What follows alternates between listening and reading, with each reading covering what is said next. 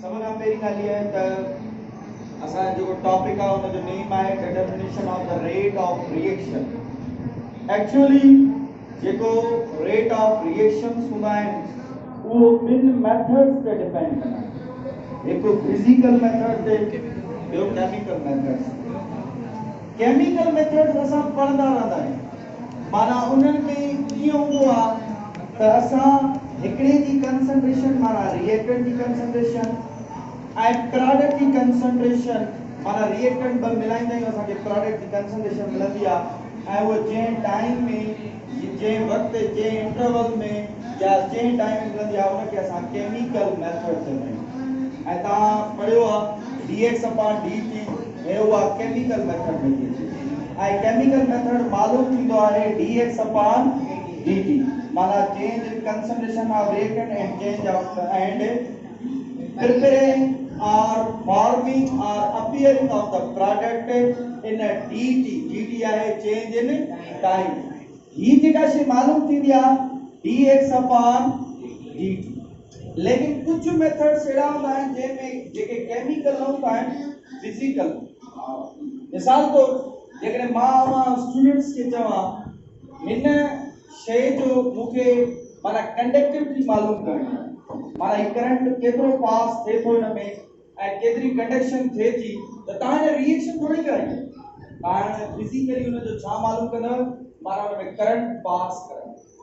जेकॾहिं हिकिड़ो एसिड आहे, हिकिड़ो बेस आहे, उन्हनि जी मालूम करणी आहे त आइदर हुनजो कलर कहिड़ो आहे, त यकीनन तव्हां हुनजो पीएच पेपर जे ज़रिए माना फिजिकली चेक कंदव या पीएच पेपर डिप कंदव, आइदर जेकॾहिं रेड आहे त एसिड आहे, ब्लू आहे त बेस आहे, ग्रीन आहे त न्यूट्रल।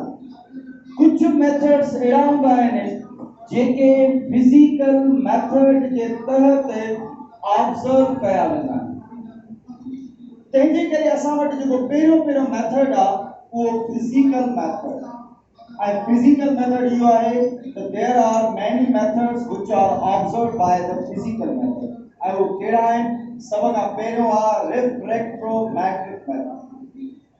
ऐं रिफ्रैक्टोमैट्रिक मेथड जी माना इहा आहे जेका रिफ्रैक्टिव इंडेक्स मालूम कंदी। असां वटि फिजिक्स में छा आहे, हिकिड़ो प्रैक्टिकल आहे, चाहे फर्स्ट ईयर में या इंटर में, I don't know about this, लेकिन प्रैक्टिकल आहे तो हू वाटर जी रिफ्रैक्टिव इंडेक्स मालूम कंदी। हिकिड़ी डिवाइस हूंदी आहे जंहिंसां उहा लाइट पास कबी आहे वाटर मां ऐं वाटर उन लाइट खे रिफ्रैक्ट कंदो, माना रिफ्रैक्ट कंदो आहे, उहा जेका मेजरमेंट कंदा आहियूं उनखे चइबो आहे रिफ्रैक्टिव इंडेक्स। रिफ्रैक्टोमैट्रिक मेथड उहो मेथड आहे जेको असांखे रिफ्रैक्टिव इंडेक्स मेजर करे ॾींदो आहे।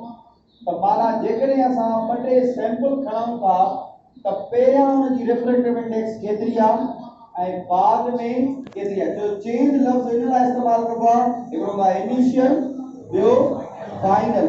माना असां ॿ टे सैंपल खणंदासीं, उन मां पहिरियां मालूम कंदासीं, वरी बाद में मालूम कंदासीं, हिकिड़ो वर्ड यूज़ कंदा आहियूं कहिड़ो, चेंज इन रिफ्रैक्टिव इंडेक्स। माना रिफ्रैक्टिव इंडेक्स चइबो इनखे आहे त जॾहिं बि का लाइट पास कराइबी आहे कंहिं बि ऑब्जेक्ट में, उहा लाइट उहो ऑब्जेक्ट पोइते मोटाईंदो आहे उनखे रिफ्रैक्ट चइबो, ऐं जॾहिं उहा पोइते मोटंदी आहे रिफ्रैक्ट थींदी आहे, जॾहिं उहा वापसि बैक थी थिए, बाउंस बैक थी थिए, त हुनजी जेका असां एंगल मालूम कंदा आहियूं that is called as refractive index. ऐं असां वटि असांजे सिलेबस में जॾहिं तव्हां इंटर में पढ़े था, असां वटि सिलेबस में सभ खां हाईएस्ट रिफ्रैक्टिव इंडेक्स जेका आहे उहा डायमंड ऐं उहा हूंदी आहे 2.45 म्यू, इहा माना सभ खां ज़्यादा वधीक डायमंड जी हूंदी आहे। उन खां पोइ आहे स्पेक्ट्रोस्कोपिक मेथड। तव्हां योग में बि टॉपिक पढ़ी आया आहियो, स्पेक्ट्रा मतलब आहे माना कलर या उनजी कलर खे जेके एब्जॉर्ब कंदा आहिनि, हिकिड़ो एमिशन जो एब्जॉर्प्शन स्पेक्ट्रम हूंदो आहे। स्पेक्ट्रोस्कोपिक जो मक़सदु आहे त जेके अल्ट्रावायलेट रेडिएशन या इंफ्रारेड रेडिएशन खे छा कनि, एब्जॉर्ब कनि, उन मेथड खे असां कहिड़ो नालो ॾींदा आहियूं, स्पेक्ट्रोस्कोपिक मेथड। या अल्ट्रावायलेट हुजे या इंफ्रारेड हुजे या कॾहिं कॾहिं वाइट माना लाइट जेकॾहिं एब्जॉर्ब करे थो त उन मेथड खे असां छा चवंदा आहियूं स्पेक्ट्रोस्कोपिक मेथड। उन खां पोइ कैलोरीमेट्रिक मेथड। इन मेथड जो मतिलबु इहो हूंदो आहे त ही कलर जी इंटेंसिटी मालूम कंदो आहे।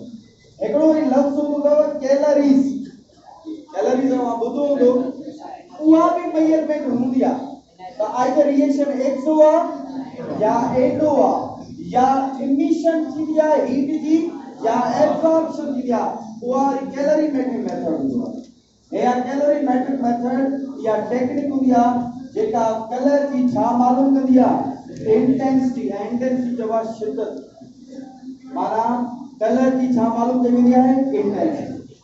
उन खां पोइ आहे कंडक्टिविटी। कंडक्टिविटी माना कंहिं बि ऑब्जेक्ट मां करंट केतिरो पास थो थिए, अॻ में केतिरो करंट पास थियो, बाद में केतिरो करंट पास थियो। इन जे लाइ छा हूंदो आहे त सॉल्यूशंस में अक्सर बल्ब हिकिड़ो फिट कबो, उहो बल्ब जेकॾहिं लाइटनिंग करे थो त कंडक्शन थिए थी। जेकॾहिं उहो डिम थो करे, ज़ीरो लाइट आहे माना हुन जी रोशनी थोरी डिम आहे त माना कंडक्टिविटी पार्शियल आहे। जेकॾहिं चिटो थो करे त माना हुन में कंडक्टिविटी तमामु घणी हाई आहे ऐं उहो हुन मां आयन्स वधीक ठहे। उन खां पोइ आहे पीएच मेथड। पीएच मेथड माना चेंज इन पीएच, माना पीएच केतिरी हूंदी आहे।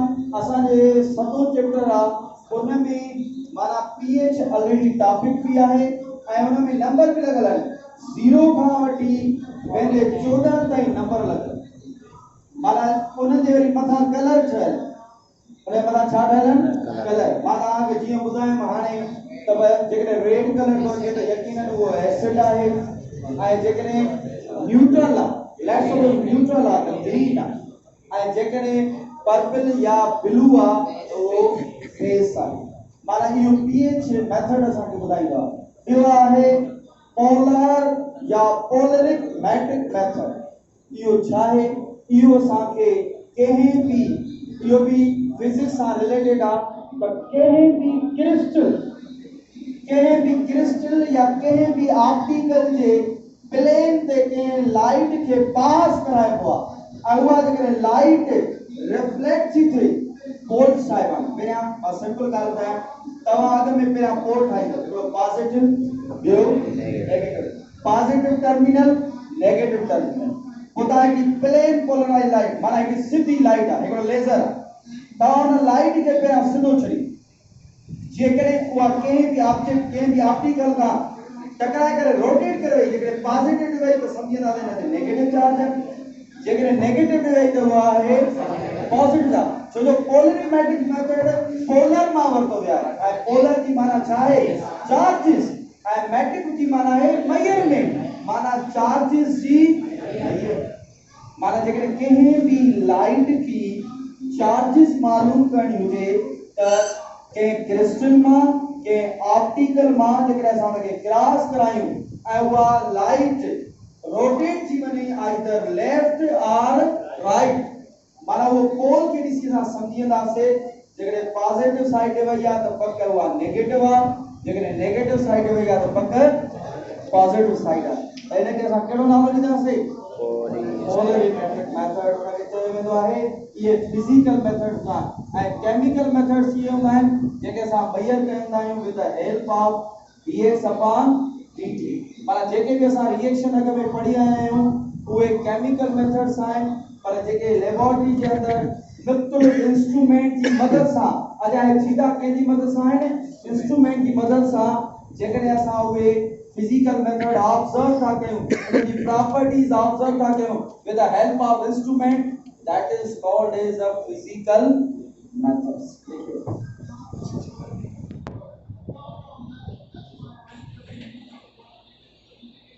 Factor affecting of chemical reactions, एड़ा खोड़ फैक्टर्स हूंदा आहिनि जेके रेट ऑफ रिएक्शन खे अॻिते प्रोसीड कंदा आहिनि ऐं जंहिंमें टेम्परेचर बि हूंदो आहे, जंहिंमें प्रेशर, पर असां वटि हिते प्रेशर जो कोई बि ज़िक्र न आहे। इहो प्रेशर असां वटि पढ़ियो वेंदो आहे ली चैटलियर्स प्रिंसिपल। असां वटि जे टेम्परेचर आहे, कंसंट्रेशन आहे, नेचर ऑफ रिएक्टेंट आहे, उन खां अलावा surface area of the reactant आहे, कैटलिस्ट आहे। एड़ा 6 फैक्टर्स पढ़ंदासीं जेके रेट ऑफ रिएक्शन के अॻिते प्रोसीड कंदा आहिनि। माना रेट ऑफ रिएक्शन डिपेंड उन्हनि ते कंदो आहे। पहिरियों फैक्टर आहे concentration. According to law of mass action, जेतरी कंसंट्रेशन ज्यादा होती है ओतरी प्रोडक्ट ज्यादा, जेतरा मॉलिक्यूल ज्यादा होंदी प्रोडक्ट ज्यादा, जेतरे क्राउड ऑफ द मॉलिक्यूल्स हुंदा, जेतरा मॉलिक्यूल ज्यादा होंदा, जेतरो वॉल्यूम ज्यादा होंदो त असांखे प्रोडक्ट भी ओतरी ज्यादा मिलंदी। इन करे जेकॾहिं असां नंढड़ो हिकिड़ो लफ़्ज़ इस्तेमाल कयूं त सर कंसंट्रेशन डायरेक्टली प्रोपोर्शनल आहे छाजे? Rate of reaction. माना कोई भी rate of reaction directly proportional होंदो आहे कंसंट्रेशन ऑफ द रिएक्टेंट। माना कंसंट्रेशन ऑफ रिएक्टेंट जेतिरो वधीक हूंदी प्रोडक्ट भी तव्हांखे ओतिरी वधीक मिलंदी। इन जे करे इन जो तालुक कंसंट्रेशन मैक्सिमम रिएक्शन या प्रोडक्ट विल बी मैक्सिमम। हाणे चवंदा हिकिड़ो टॉपिक आहे जेको इंटी टेस्ट में असां वटि मेजॉरिटी आहे, तमामु घणो आयो आहे। माना कंसंट्रेशन जो मेन टॉपिक आहे ऐं हिन जा 4 टाइप्स हूंदा। मां हिकिड़ो सिर्फ़ टाइप लिखियो आहे, हिन जा 4 टाइप्स हूंदा आहिनि। उन टॉपिक जो नालो आहे order of reaction. Order of reaction. हाणे पहिरियों त हिन डेफिनेशन छा आहे? Sir number of coefficient of reactant. अच्छा तव्हां कोई भी कॾहिं भी कोई भी सवाल पूछे त हिन जो ऑर्डर ऑफ रिएक्शन कहिड़ो आहे, तव्हां सिर्फ़ रिएक्टेंट जा कोएफिशिएंट काउंट छा काउंट कंदो? कोएफिशिएंट भी नंबर ऑफ मोल्स काउंट। अच्छा हिन जा टोटल 4 टाइप आहिनि। माना पहिरियों आहे first order, second order, third order ऐं चौथो आहे जीरो ऑर्डर। ऐं जीरो ऑर्डर हिन कंसंट्रेशन पे डिपेंड न कंदो। अच्छा फर्स्ट ऑर्डर कीअं? मां तव्हांखे हिकिड़ो मिसाल ॾियां। Phosphorus pentachloride decompose into phosphorus trichloride 8 kilo. असांजी मेन रिएक्टेंट कहिड़ी आहे? ठीक, dx/dt इज इक्वल के जो मां हिन खे रेट एक्सप्रेशन में शो कयो आहे। छा में शो कयो आहे? रेट एक्सप्रेशन में। हिन जा नंबर ऑफ मोल्स घणा आहिनि? First order. पर जेकॾहिं हिते रिएक्टेंट से 2 हुजनि ऐं हुन जा मोल्स 2 हुजनि त हुनखे कहिड़ो नालो ॾियूं? ऐं जेकॾहिं 3 हुजनि त असां पढ़ियो न आहे, लेकिन इहो राइट आहे त जेतिरा मोल्स हूंदा ओतिरो हुनजो छा हूंदो? Order of reaction. पर जीरो ईअं हूंदो आहे त अहिड़ो रिएक्शन जंहिंमें असां कोएफिशिएंट न बल्कि हुन में रिएक्शन में इहो ॾिसंदासीं त उहो रिएक्शन कंहिं कंडीशन ते त नथो हले, माना टेम्परेचर ते कैटलिस्ट ते थो हले, त हुनखे असां कहिड़ो नालो ॾींदासीं? जीरो ऑर्डर। जीरो ऑर्डर जी माना आहे अहिड़ो रिएक्शन जेको कंहिं कंडीशन ते हले। कंहिं कंडीशन जो मक़सदु आहे या त टेम्परेचर ते हले या कैटलिस्ट ते हले, त हुनखे असां कहिड़ो नालो ॾींदासीं? ऐं उहो सभु असां पढ़ंदासीं। हिन महिल सिर्फ़ स्टार्टिंग कंहिंजी कई आहे फर्स्ट ऑर्डर, उन खां पोइ सेकंड ऑर्डर, पोइ third order, in the last जेको असांजो आहे उहो कहिड़ो आहे? जीरो ऑर्डर। क्लियर? इंशाल्लाह नेक्स्ट